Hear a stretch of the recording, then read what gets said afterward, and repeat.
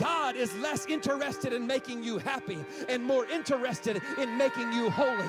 That's why it feels so good to backslide, because the devil will make you feel good all the way to hell.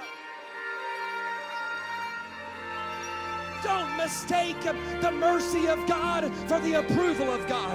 Just because judgment has not been swift does not mean you are justified in your behavior. It may just be that the mercy of God is standing in the gap and holding back the judgment of God, giving you an opportunity to return back to Him.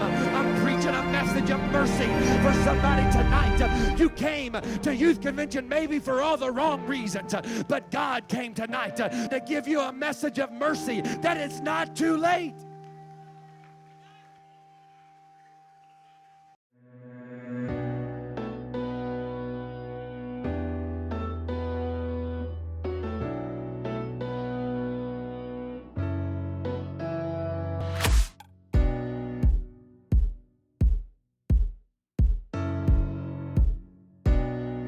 It was not that Jesus could not save himself.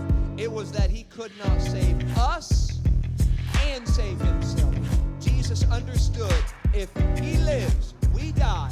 But if he dies, we live.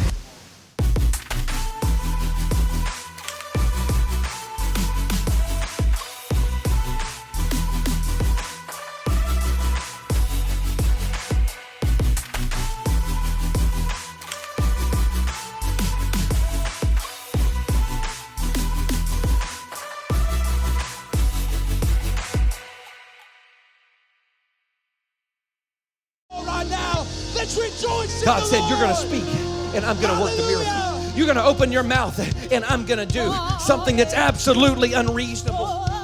God said, here's what you're going to speak. He said the exact same syllables and the exact same words that Ezekiel spoke, but nothing happened.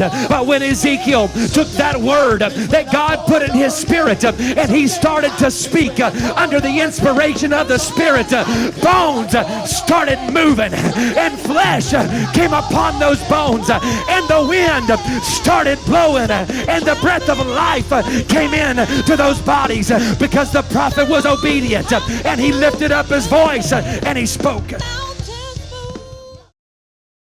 it's time for you to choose a message you will believe and one you will preach.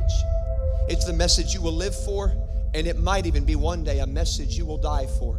But it is the gospel, and it's the only message worth dying for, because it's the only message he died for.